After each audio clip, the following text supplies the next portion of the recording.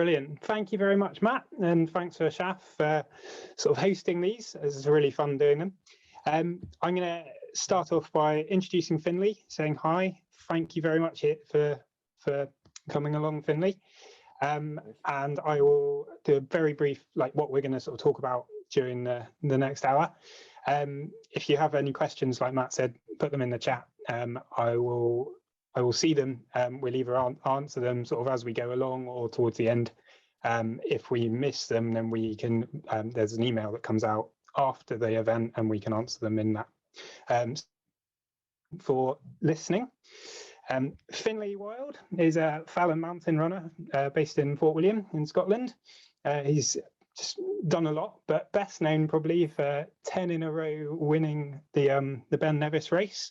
He's got the Cuillin Ridge record, the second fastest ever Bob Graham time within a few minutes of Kilian's record, and beaten Kenny Stewart's, Billy Bland's, 1982 record. Loads of other sort of exploration in the mountains. I've been listening to his podcast, which is on gomountaingoats.com. It's really interesting. But we'll get into this. So hello, Finlay. Thank you very much for being on.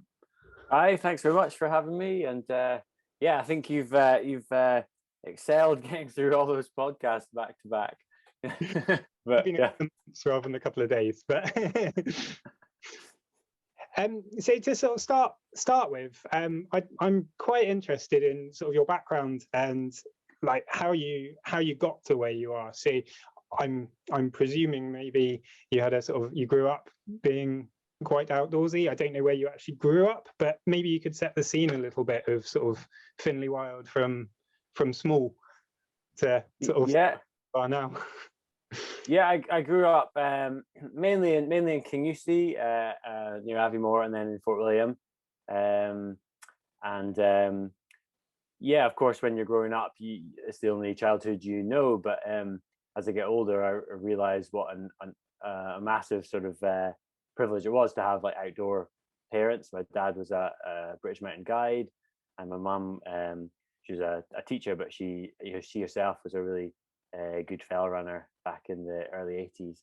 So I definitely would say I wasn't sort of streamlined into sort of specific sports, or certainly not into competition, but just from a really early age, just outside. Basically, it was normal to be outside. It was normal to have your jacket on, or be in, get muddy, or sort of be out with the folks. Definitely, and going up some hills, wee bit of orienteering as kids, but also just messing about on bikes rather than competing.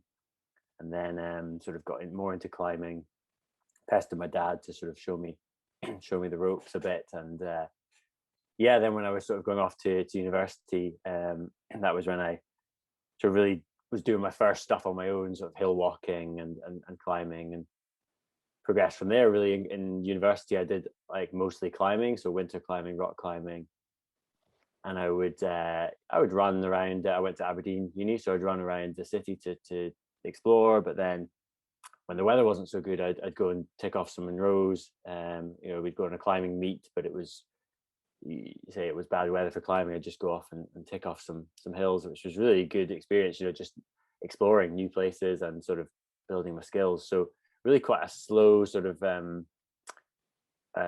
trajectory, a slow incremental sort of apprenticeship in the mountains, climbing, mountaineering, and then doing more running. And then for a long time I did both, sort of mainly climbing, but a bit of racing, running, and then now I do more running, really.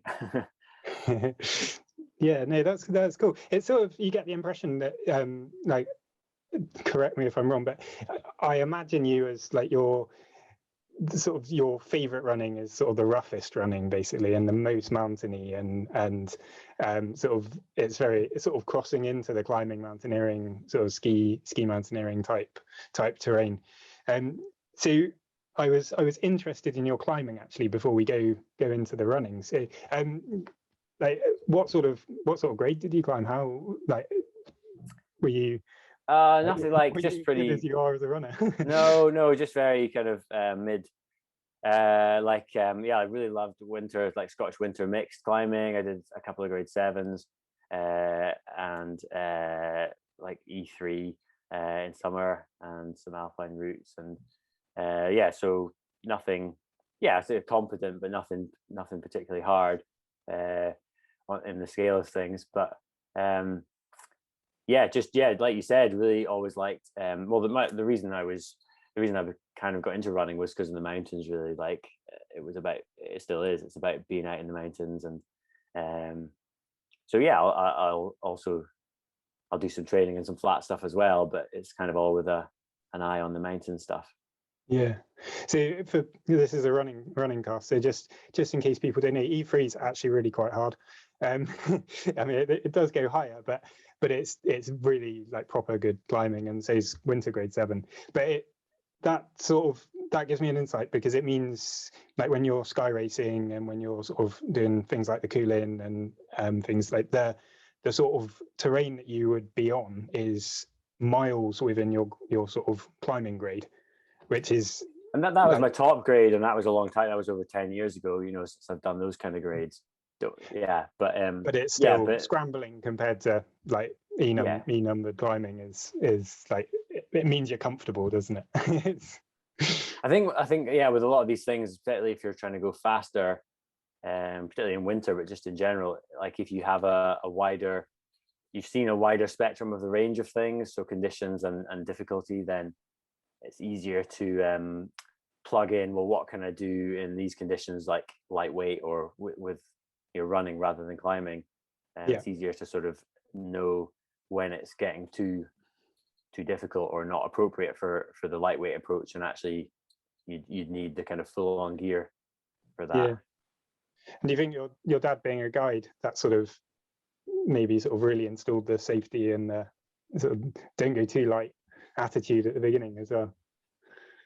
Or I mean, definitely, because he was always sort of interested in what I was up to, but also on my case as to what we were up to. Not too much, but you're students, and you go and you're keen to kind of push the boundaries, and everyone makes mistakes, don't they? And we definitely made mistakes, and you learn from them. But I think definitely as I've got older, I've been more just keen to sort of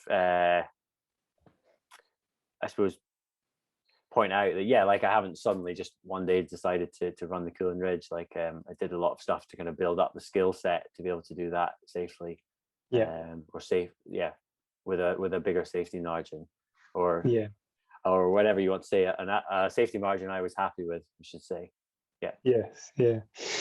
So thank you. So your sort of your daily life now, you're a doctor in Fort William-ish. What's the sort of a normal day or a normal week for you? What's sort of your training, how much you out? What's like? In terms of my running training, or I guess getting a bit more into running rather than I don't have like a very set sort of training plan. Like I obviously train coming up for whatever was my main races or events. So obviously for Bob Graham last year, I was doing a lot of distance stuff and endurance stuff, but I do it quite a lot to feel, fitting around work. I'll run. I won't run every single day like I didn't run today, but I'll probably run 5 or 6 days a week. Sometimes double sessions, not that often, but very, very much would be, well, what's the weather doing, and can I go up and do something bigger if the weather's good, or do I just stay low if it's if it's less good, and I'll just get some sort of training miles in. Do you tailor it a lot for sort of specific races? So like when the sort of the Ben race is coming up, or if you've got sort of bigger plans like one of the rounds or something, does it, like, how far out do you sort of start being a bit more specific? I suppose I'm doing a bit of everything all the time, as probably most runners are. But I think I'm probably quite good at switching, especially now my body kind of knows, it has some idea of what's going to get thrown at it. So I think I'm probably quite quick at switching to okay, it's a longer thing, and do some longer runs and then kind of be ready to go, or do some speed work for shorter stuff. It's less, I suppose it's less scientific than how far out would I start, because it depends on what other races are on and kind of what's happening with work and things. I mean, like for the big things, so like 2021 was really Bob Graham, and 2020 really the big objective was big in distance, but also like my top kind of objective for the year, that was the Ramseys Round. So for them I would be sort of really training with an eye on that from the winter before, and Okay. 6 months or so. But then more specifically, I'm being vague, because it is quite vague. I do it a lot by feel, and I think I'm lucky because I've done a lot now. That kind of approach does work for me, because I can just kind of feel. And some of the nights when you just don't feel right and you're like, nah, just do a short run tonight, and other times you're feeling great and push on longer. Yeah, excellent. Do you do any weights or anything as well, or are you predominantly sort of running? No, I think in the last three years probably I've been doing some trying to core and weights and things. So it's not every week by any means. I'm not very good at doing it myself, but I sometimes I'll go to like a trainer once a week when I'm kind of, particularly over the winter, to try and do stuff. So it's kettlebells and some push-ups and some weights, deadlifts and things, just to try and improve the core. And I think that's it's a weakness, so it's easy to get some gains there without putting in that much time. I think we're similar age, and I think it becomes it's becoming increasingly important. It sort of feels like 10 years ago anything was fine. Brilliant. Well, I'd like to move on to talking about some races, and I've got some pictures, so I'm gonna do a screen share, if that's all right. If there are any questions, please do go for it with anyone. So hopefully, has everyone got this? You see? I can see it. Yeah. Perfect. I think that's probably working then. So this photo is Zagama, which is, I think it was 2019. I guess I'd like to talk a bit about racing before we talk about the sort of rounds and things like that. How, like, do you love it? Like, is a race is like the coolest thing, or what's your relationship with that? I mean, I really like racing. I probably like it's like I said before, like just being out in the hills is the main thing. So I'd be more likely, maybe on a great day in Scotland, I'd be more likely to just choose to go out and do a hill run rather than travel somewhere to a race that I wasn't particularly fussed about.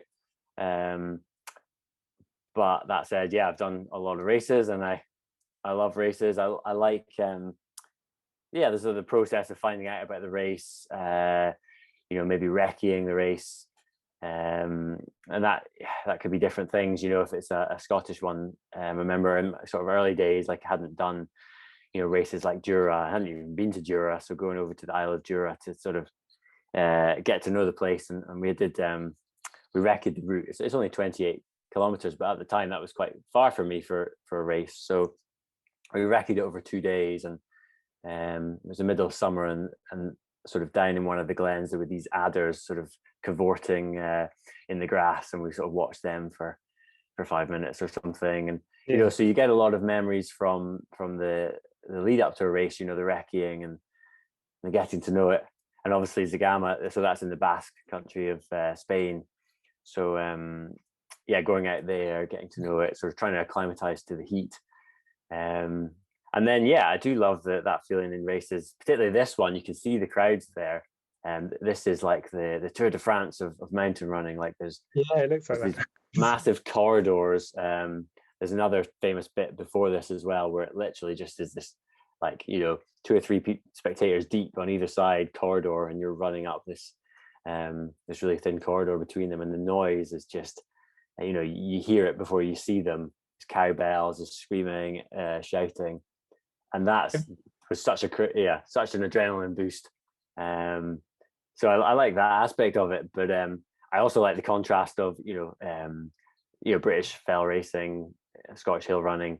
Like you're it's the opposite of that. You might see some marshals and some hill walkers who are out, but you're not really going to see many spectators generally. But I don't need this.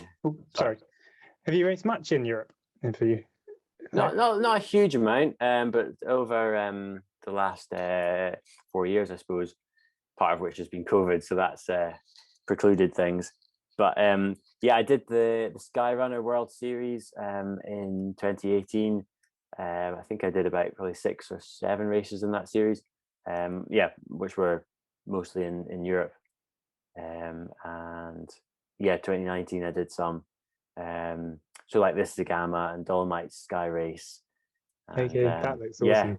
Yeah, that's great. It's really, really fun because it's not actually that long. It's like 21 kilometers, but full on, and it goes up to 3,000 meters, and really rough. How do you find the altitude? Do you find it?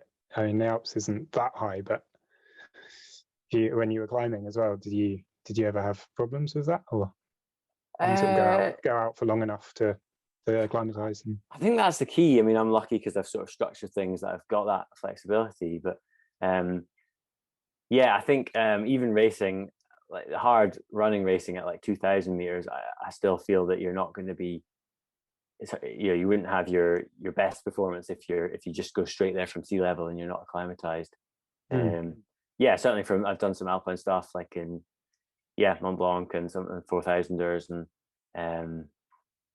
obviously you feel it and kind of get used to that feeling of acclimatizing. So I would try and do that for anything that's going above 2,000 meters. Yeah, as a doctor, are you fairly scientific about the sort of the preparation and the sort of like your body and like nutrition and acclimatization and sort of the heats and things like that, or is that sort of? I think the short answer probably no. I think I quite like the running separate. Okay. And I like that I can do it by feel. That seems to have worked pretty well for me. But definitely in more recent years, so when I started doing the Sky races 2018, I think probably that was a step up for me in my performance, and part of that was being surrounded by really good, just the depth of competition, but also probably I was getting a bit more serious about about planning and getting the holistic view to it. So getting enough sleep and not being too having a proper rest before a race and thinking about what you're going to eat and drink in the race and that kind of stuff. So I'm sort of not hugely scientific, as in I don't think about how many carbs I need to be having per hour that much, although this was a bit of that thought. I'm learning about that stuff. I am interested in that stuff, and I'm kind of learning about it just at my own pace. Awesome. So the next cool. So the next couple of slides are from the Snowden Sky race. That was last year, wasn't it? Beginning of last year. Which I did as well. So which is how I got the photos. You were about an hour in front of me, and it was a really short race. So it's quite. But just so carrying on from the sort of the preparation, like, do you obviously absolutely love running? Do you like the whole nutrition bit and the sort of the micro gain bits and the kit and things like that as well, or is it just running and stuff to help you run? I love eating. I really like eating. So So that's good. No, I like kit. I like, I was saying to someone just at the weekend there, I was saying, because there's issues with like kit and stuff that maybe isn't as robust. And we were talking about how it definitely enables some things to be faster and maybe easier, or in some ways, because you're not carrying as much weight and whatnot. Yeah.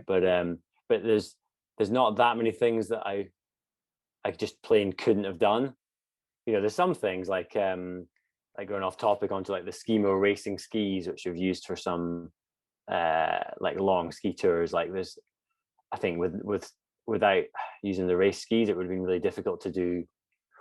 Like my longest one was like a 19-hour kind of mission. So it would, in quite difficult conditions at the end. Yeah. So like on heavy skis, it probably would have been possible, but it would just been even harder, and it was already pretty hard. So anyway, my point was, I like kit, but try and use that as a tool and not go too crazy on it.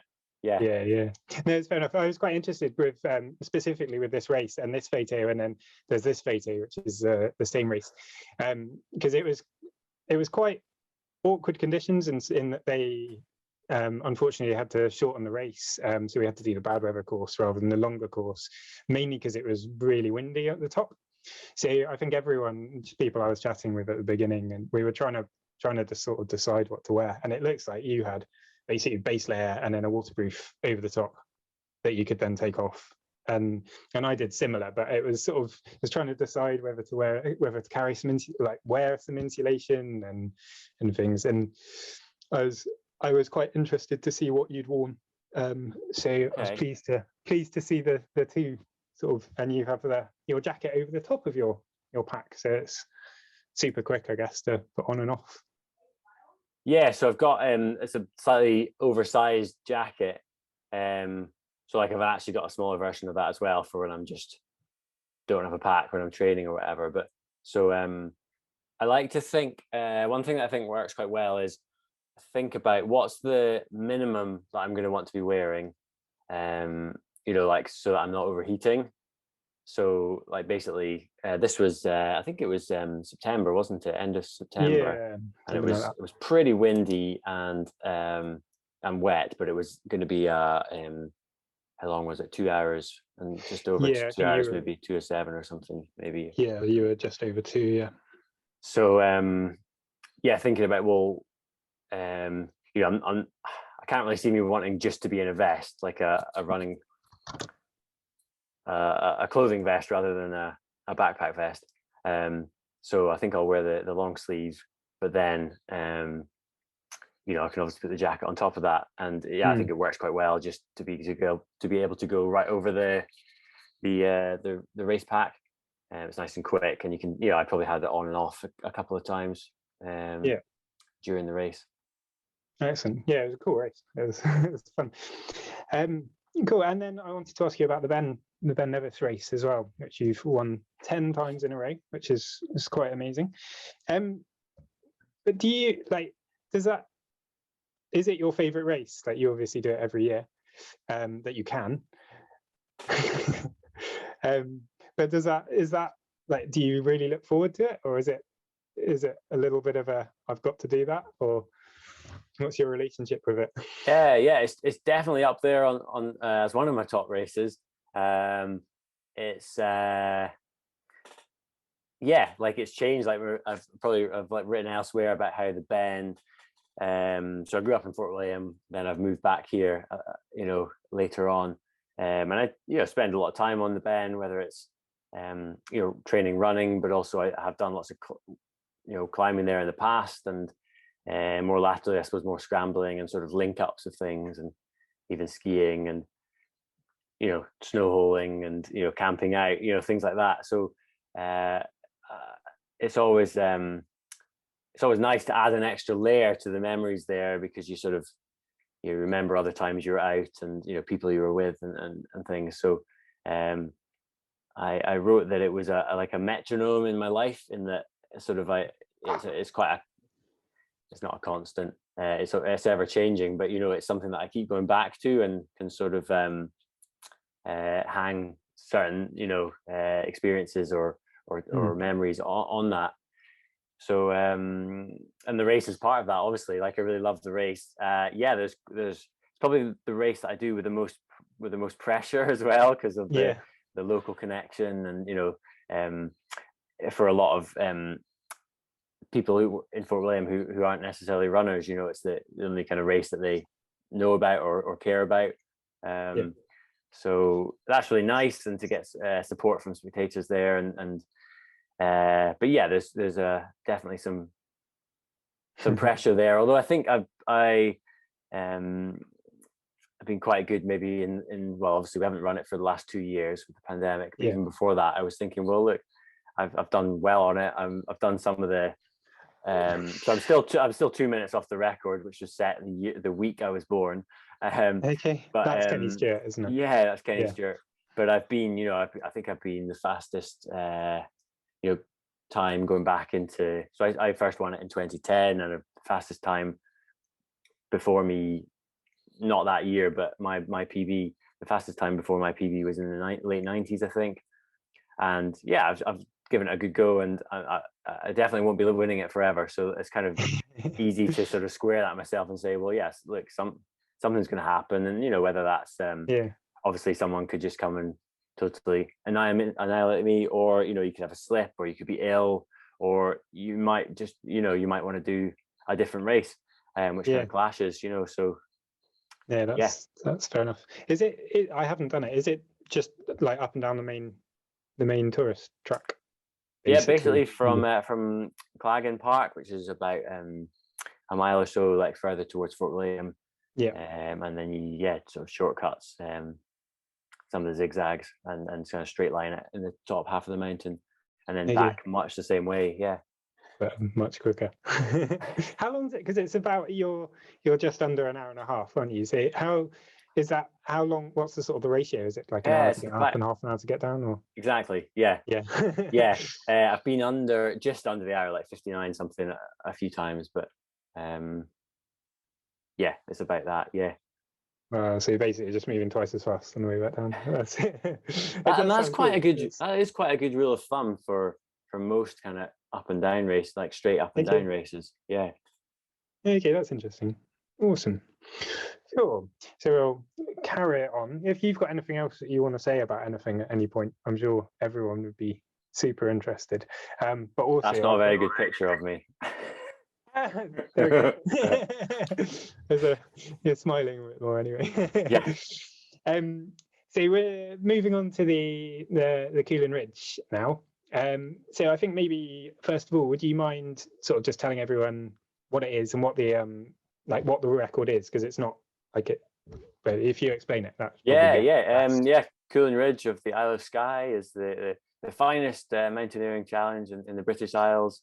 The closest thing Britain has to alpine terrain. There's 11 Munros linked by really great rough, grippy technical terrain.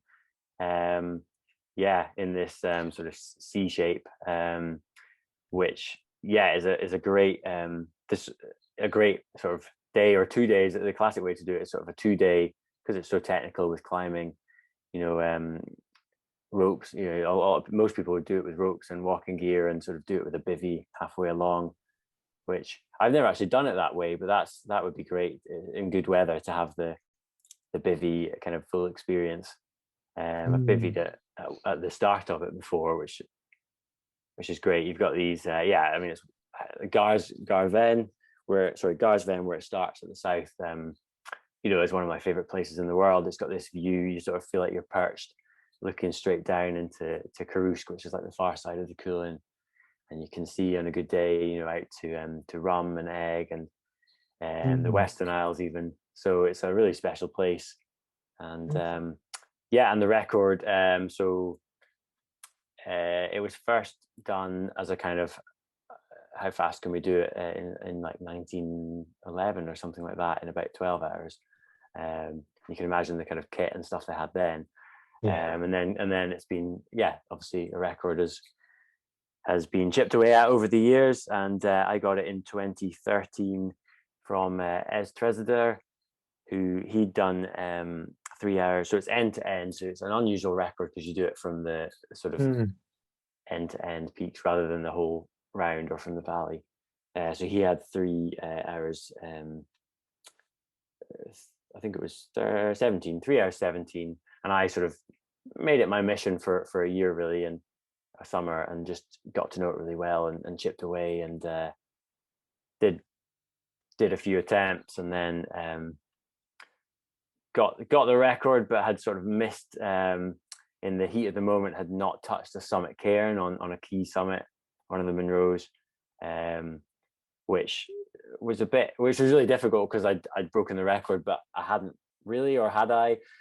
Because literally, like, I went back up afterwards, down to the valley, went back straight up the same day and looked, and it, like, I was on top of the mountain. I just didn't go like it would have been about 5 seconds to touch this cairn. And I just, there's one of the key kind of climbing bits.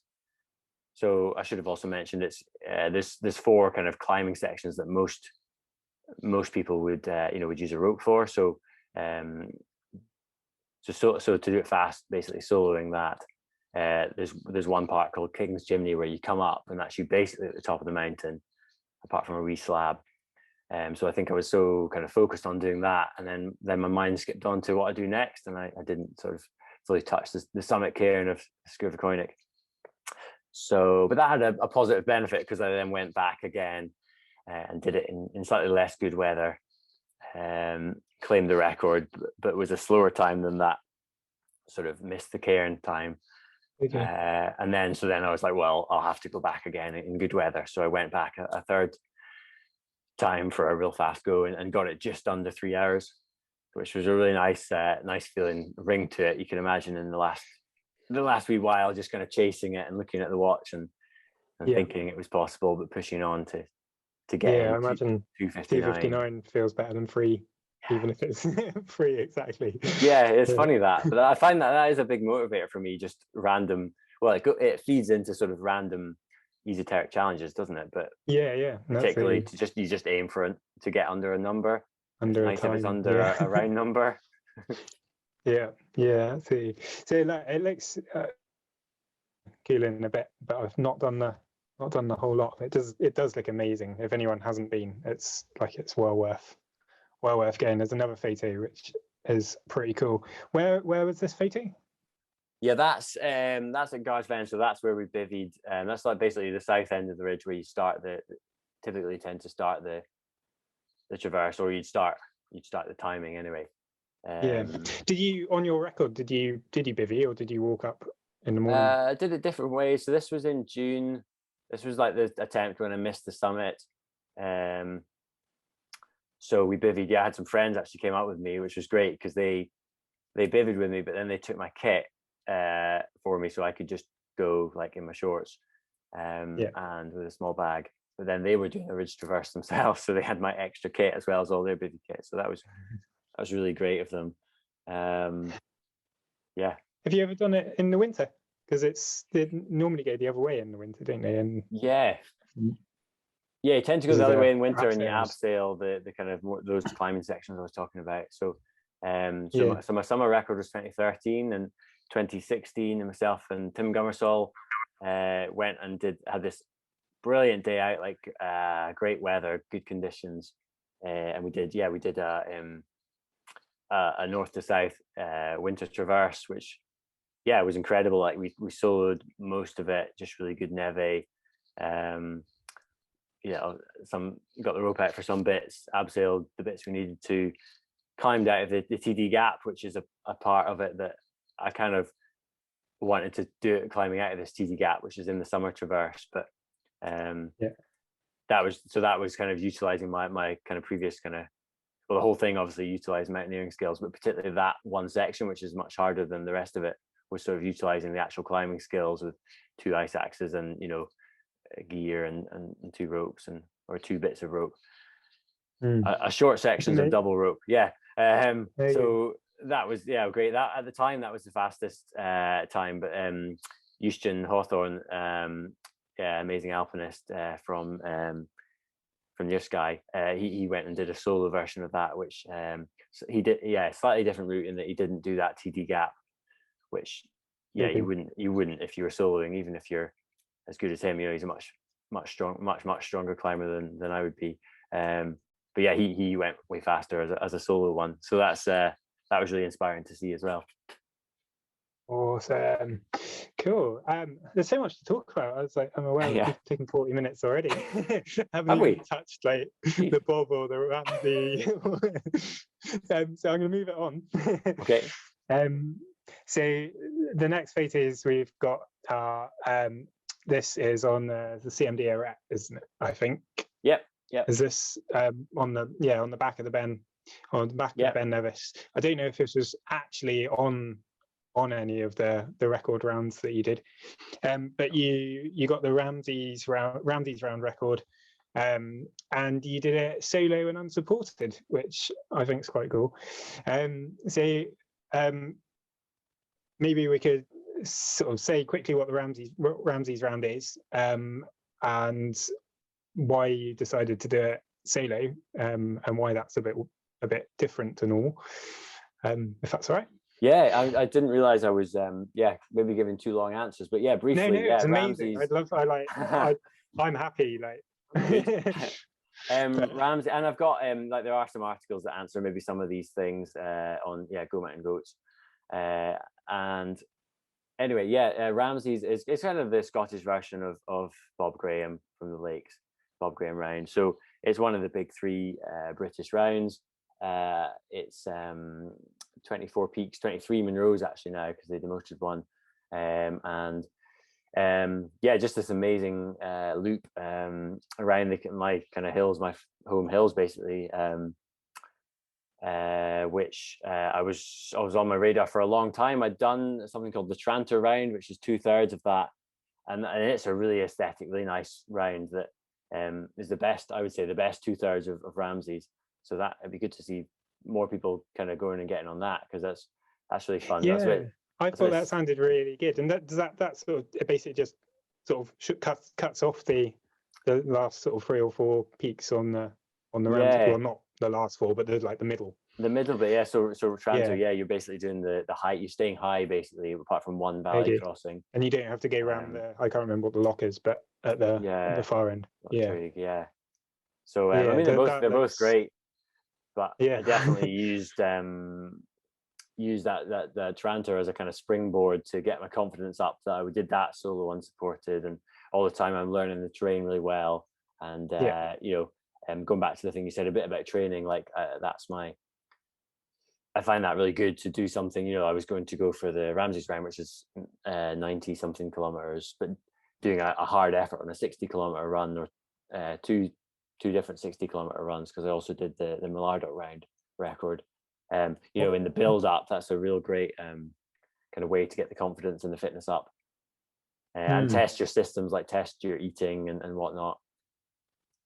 Yeah, and some of these little rounds, they're not that little really, are they? But I think, like, listening to your podcast, I found out about quite a few other rounds that, like, actually I'm almost more excited to try.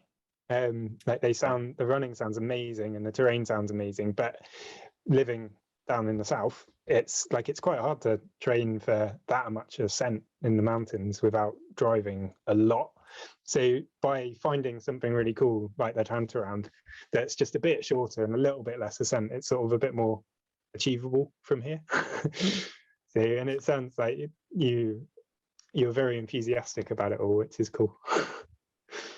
Yeah, and I think the big 3 rounds of the UK, like they get the lion's share of the kind of publicity, don't they, about what's happening on them. But there's so many good rounds, both like established rounds, but also just a round that you might just make up yourself around I think a lot of people were doing that in the local areas, weren't they, in lockdown, and just making your own challenge up.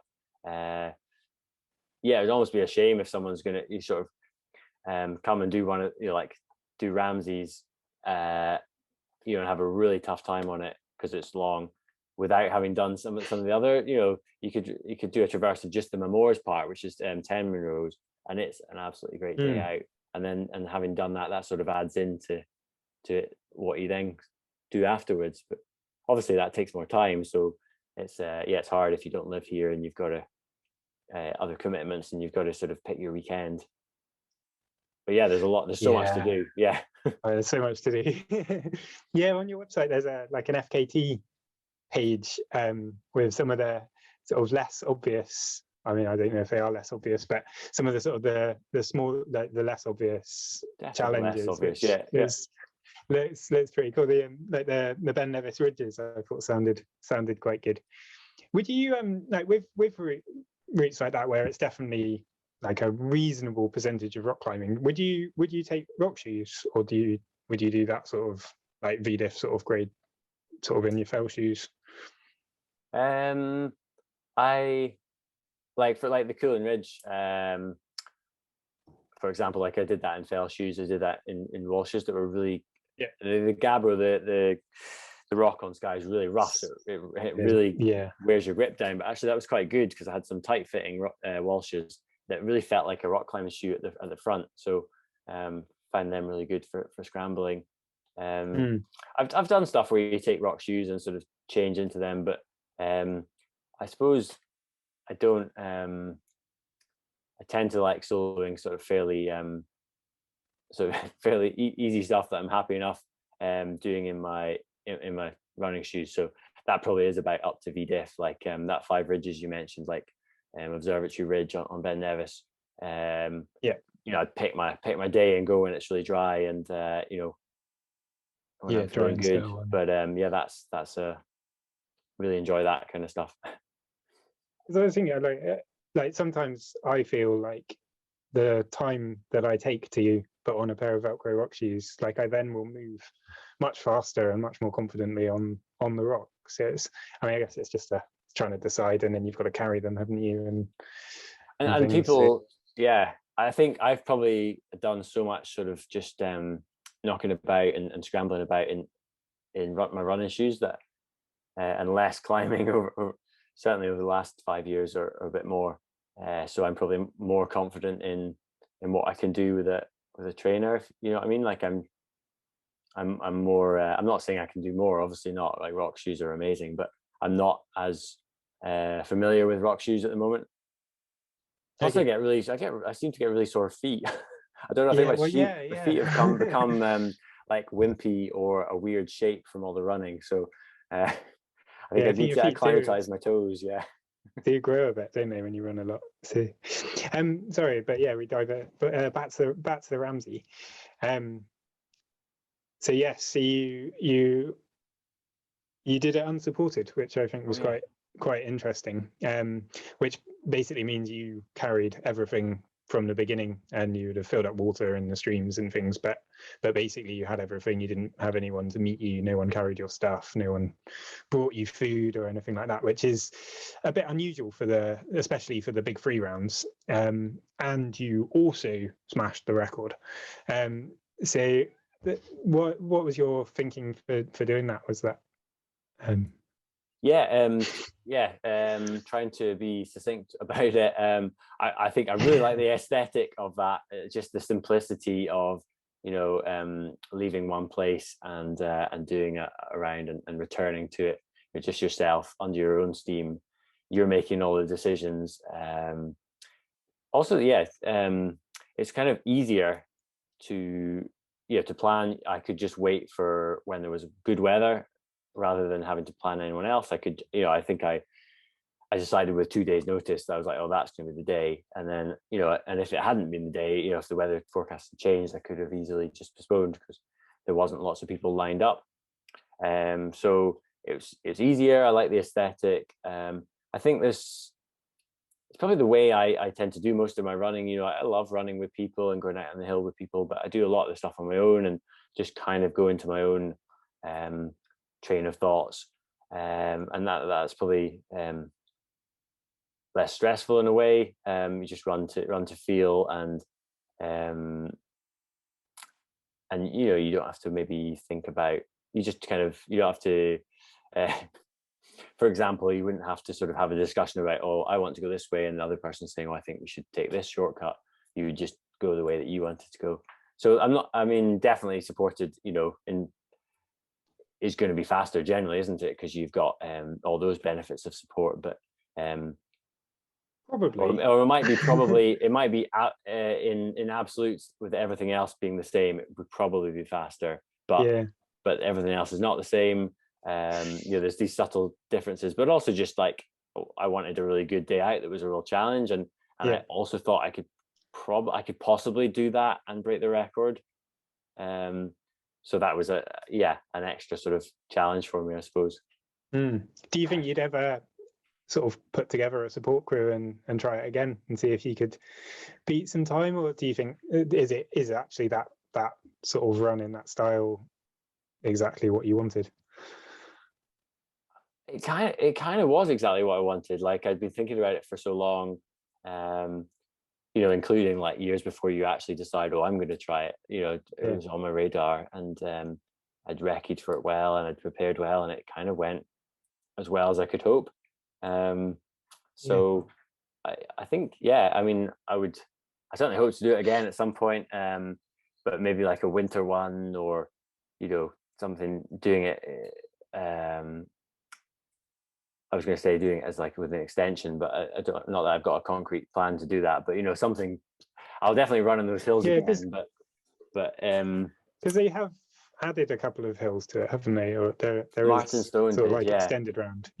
Ramsay's Round. It used to be the 24-hour Monroe record. So how many Monroes can you do? Okay, is that why? 24 hours. Okay. So that was it. Do you fancy the Monroe record? It's really it's cool. It's quite inspiring. So it's I think you need to run 150 or 160 kilometers.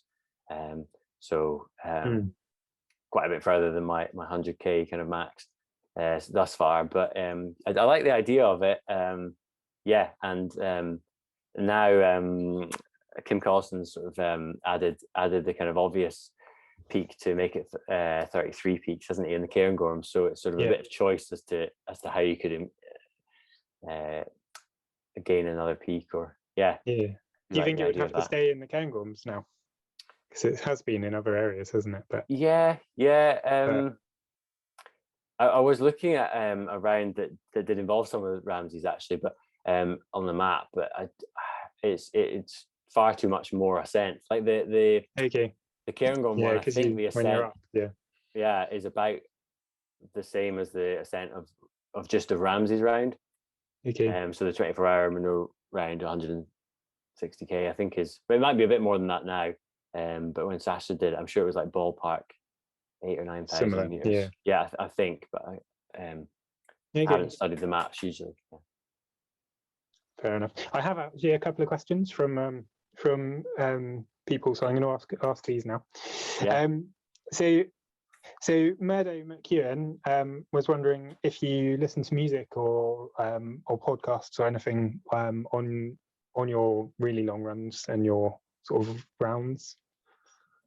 No, I listen to stuff sometimes, like in the winter, particularly if it's like a sort of training run in the dark, in the rain with your hood up, my head torch. Like I'll put some music on sometimes, or some podcasts, but no, generally I don't. And in the mountains, I don't really listen to music.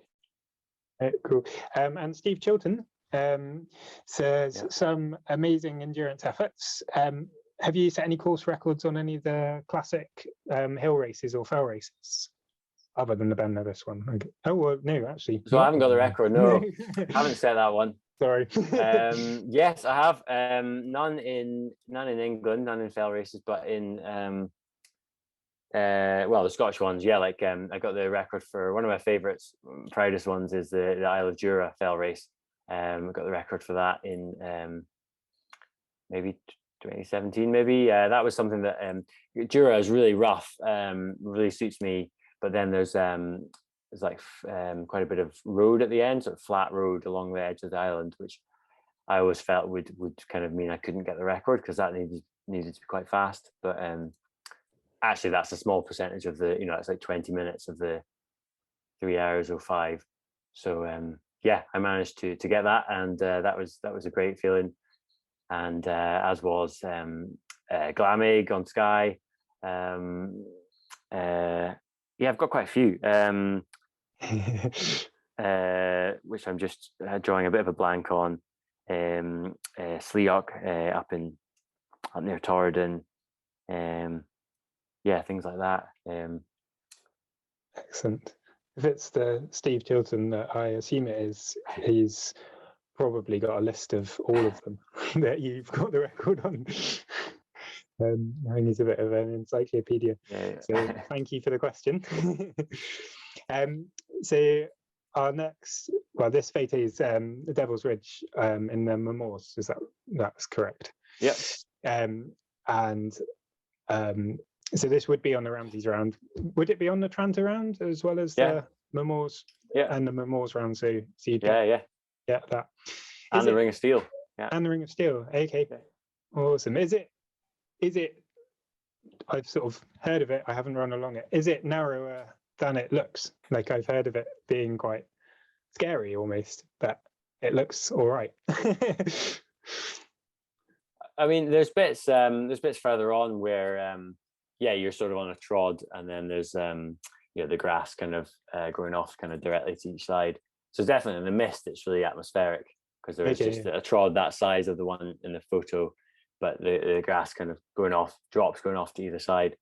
And there's a few like wee scrambly bits that you need to use your hands on. So yeah, it's good. It's awesome running, doesn't it? It's like that trail and the zigzag up the other side that you can see, and it's just like you see pictures like that and you want to go. It's quite cool. So I'm going to move on. So with next pages are of your Bob Graham attempts, and we have a question from Amy as well. So before we sort of get into the Bob Graham, so she wonders whether you fancy a go at the Paddy Buckley, seeing as you've got the Ramsay and you've got a pretty good effort on the Bob Graham. And do you think you might have another go on the Bob Graham as well? Definitely. It's no surprise, I suppose, that I'm definitely keen to do the Paddy. Really find these long things just really good, really memorable days out. I think because it's so immersive, it's the sort of preparation, and then just the difficulty, as in being out a long day out and thinking your way kind of through the whole round that you've actually spent a long time kind of pre-planning for, and then you're actually doing it. So I love those experiences, and definitely want to have a go on Paddy Buckley, which I know a wee bit of. I've got the Welsh 3000ers record, and the Snowden Horseshoe actually. But anyway, I know a wee bit of it, but there's lots that I still need to learn. So looking forward to coming down and have a look at that hopefully sometime. And how would you do that? Would you, sorry, just to stop that, would you sort of take a couple of weeks to sort of recce it for a bit and then either tag on an effort at the end or then come back next time there's some good weather? So is that like how you'd that's do exactly it, I think. That'd be the plan. Excellent. And cool. and the Bob Graham, that part of the question, I mean, I think I loved it. The Bob Graham was great. It's only 7 minutes I need to get. I know. But another Bob. But I think the difficulty is that like I already was really well prepared, was running really well, had a great support team, had really good weather, didn't take any stops at all, like basically no navigation errors, everything went really well. So and it was really tough, it was the hardest thing I've done. So, and I pushed myself much harder, which was great. It was like one of my very best memories. But I would need to do all that again and find some extra. So maybe if it was maybe if it was 5 degrees cooler, that would make a wee bit of a difference. But a wee bit. And I think I want to do other stuff anyway, and first, and then maybe come back to it if I feel really psyched for it. But at the moment, I'm still still kind of buzzing on the experience. Over 6 months. 6 months on, about 6 months on, isn't it? It was amazing, wasn't it? And And you got the 12:59, didn't you? So you got the magic just under the number. Yeah. Although, yeah, Yeah, shame it was about great. Kilian's, but but no, it was awesome. It was amazing. So yeah, another question. I'm not quite sure who from, but how do you think the sort of international European races compare to sort of some of the sort of the Scottish Fell races and some of these rounds and that sort of, I guess, terrain and vibe, and I think however you want to answer it. yeah, the vibe.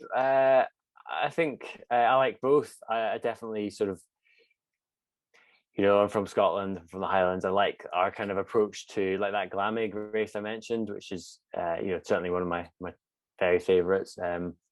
It's like £5 to enter, and you get a free pint and a plate of curry at the end and a ceilidh at the end. It's like, and it's just the quintessential, like, right, we start here outside the Sligan Hotel, run to the top of that mountain over there and back as fast as you can. It's just simple.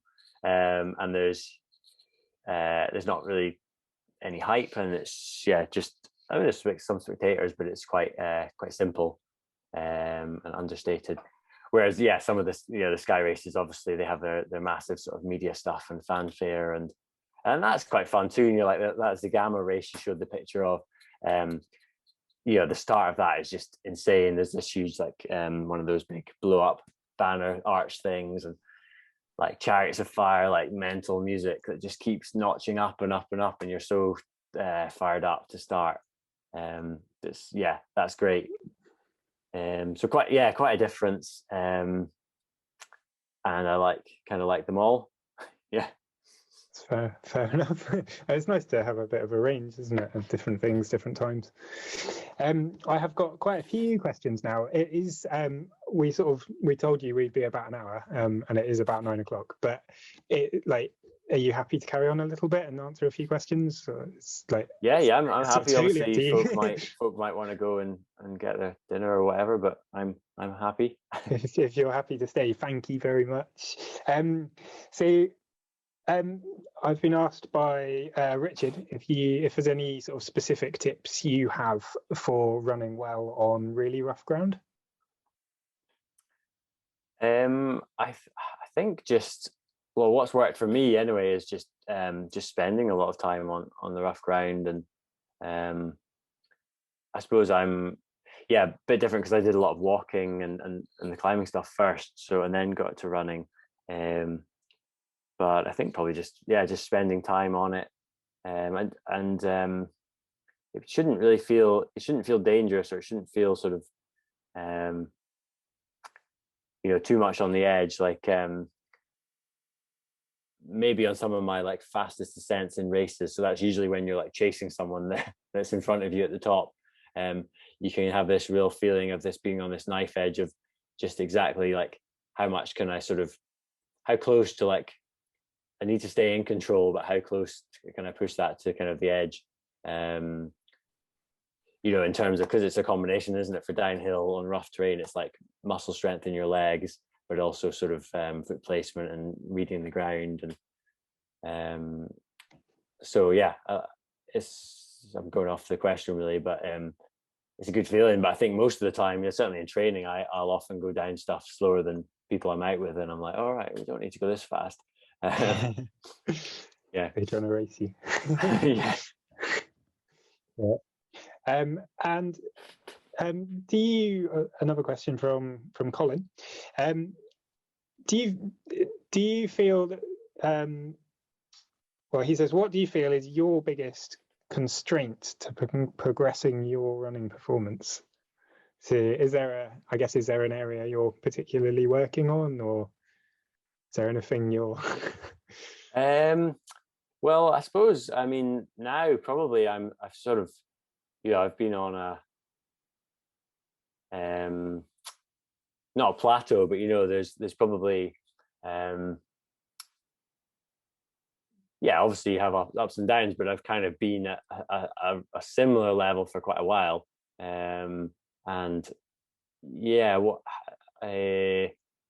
What to work on, I suppose there's things like I could go and do loads of track running and loads of like cross country and stuff. I've done some cross country this year actually, which was quite fun, and I do actually like doing some speed. I'm getting more into some speed work and flat stuff, but I'm not going to go and become a track runner just to try and get a bit faster for fell running, because I like being in the hills, and that would involve being on a track a lot. So I'm not going to do that now, but and I don't know how much I would gain from that actually, because just something else come at that cost. I think stability, endurance seems to be coming along quite well. Probably getting a bit older, and like the experience of having been running for 20 years, it definitely helps with that.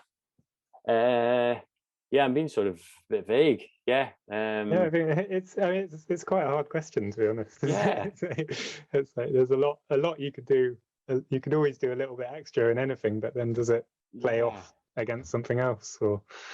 And then like the psychology of what you want to do, and obviously if you're doing stuff you enjoy, then I think that's been definitely true for me. Like you tend to excel at something if you're doing it a lot because you really enjoy it.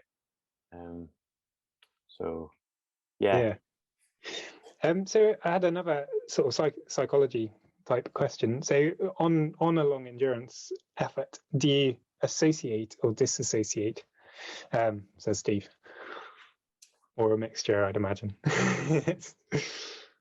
Do you consciously try and do either of them?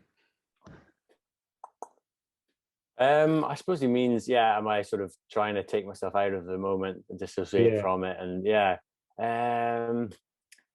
I suppose the terrain plays a lot in that, doesn't it? You can't disassociate when you've got to. I think it's really good when it's technical. It's really good because that's taking your mind is taken up with your foot placement and your like micro route choice. So you don't have sort of as much spare capacity to be thinking about it being tough or whatever. You're fully present in the moment. Flow. So but at other times you are sort of thinking a bit bigger. I think it's good to not try and think about the whole picture with these big things, because that's just that's going to psych you out, isn't it? So I like it when I've got some split times and things like that, and just kind of think about this section and the next section, and am I eating? And so I think I think I've probably got quite a good method that's just kind of evolved for trying to not be too stressed with it, and I suppose like remembering what's not actually it's important to me, but it's not important in the scale of the world, and just trying to have a bit of perspective there and just enjoy it as basically we're doing this because we enjoy it. So it's all good. It's amazing being in the mountains and running around. It's awesome. If you could have one running record, what would it be? From Peter. I mean, the obvious one, obviously, is going to be the Ben, isn't it? Yeah, the Ben race. If I could get one, a new one. I mean, obviously the Ben, but then obviously the Bob. Oh, it's not so easy. How much do you need for the Ben race? Because 2 minutes. Is it 2 minutes? Exactly how much? Pretty much exactly. 2 minutes and a couple of seconds, I think, to beat it. Actually, I don't know. Conditions. Well, that would be for races. That would be it probably. But then if you think of rounds, then obviously the Bob Graham's certainly up there. Yeah, but is that because Kilian's record is so good, rather than because you'd rather have the Bob Graham record than the Ramseys Round record?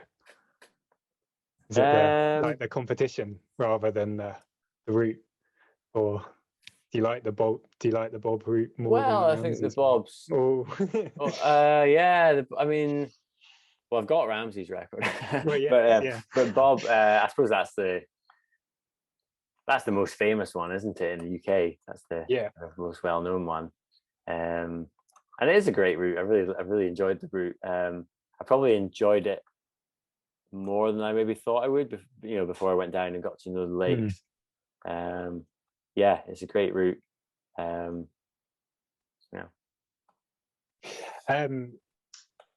So from Mike, do you use like he's asking about recovery, whether you use sports massage, sort of do it yourself, drink beer? What's your recovery recovery plan from and I'm quite actually interested on a sort of day-to-day basis, like after normal, not necessarily after just like a really hard run, but just like normally, so you're ready for tomorrow.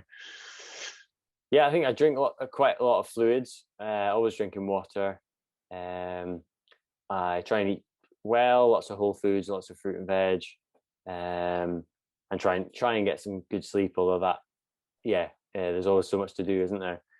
Try and get reasonable amount of sleep, and not beat myself up for having recovery times, easy runs or days off. I think after races or hard efforts, like trying to eat something pretty soon, after you finish, is really good. Often I'm organized to have a specific thing of what I eat, but just that might be some leftover dinner from the night before or something like that. Get that down pretty quick. That's important. Sometimes I'll use like electrolyte drinks as a sort of recovery, particularly if it's been something that you haven't maybe drunk enough fluid on the day. Those kind of things. Excellent. So at the beginning I talked about your podcast. Why do you do a podcast? It's just something so it's very sort of ad hoc when I have time and when I sort of can see people. I just started doing it, I suppose, in kind of in lockdown, really, or after lockdown, but in the pandemic. Because initially I had a bit more time to think of the ideas and then contact people, and then I think the main reason is just quite interested. It's a good excuse to sit down with someone. You might know them quite well, but actually to have that kind of format where you're asking them questions, you can ask things that you just don't really come up in sort of day-to-day conversation. So it's quite good to focus down on specific things with them, and it's been a really fun project. I mean, I'm not an expert interviewer by any means, and I'm still learning loads. So it's really another challenge. It's been fun to do, and I've learned a lot from it. And I think part of it I'd like to record some of the stuff. Well, obviously there's quite a few that feature my stuff, so record what I've been doing, but also what other people are doing, and maybe some people who are doing stuff that just isn't really on the radar so much. It does feel like there's a lot of history, and there's a lot of less obvious sort of challenges and things on it. I would thoroughly recommend it. I've really enjoyed it. It's gomountaingoats.com, and it's the podcast. So I think we're pretty much through the questions. Is there anything else you would particularly like to say or tell anyone about, or have you got anything on the way coming up that you want to do, that you want to tell anyone about? Or is it what's the future? Yeah, I mean, hopefully I'm going to, next thing for me is hopefully going to Norway to go ski mountaineering in about 2 weeks. Hopefully going to drive up there with a friend, and spend 6 weeks hopefully just kind of training and skiing, and so that's quite good cross training for running, and definitely for mountaineering and movement. So do that, and then after that it'll be sort of straight into sort of training for some running stuff. Quite keen for kind of a variety next year, but probably just with travel still being a wee bit more awkward, probably UK based mainly in the summer, but we'll see. Haven't fully finalized the plan. Awesome. I think that's pretty cool. So thank you ever so much, Finlay. It's been really enjoyable and very interesting. Matt, thank you.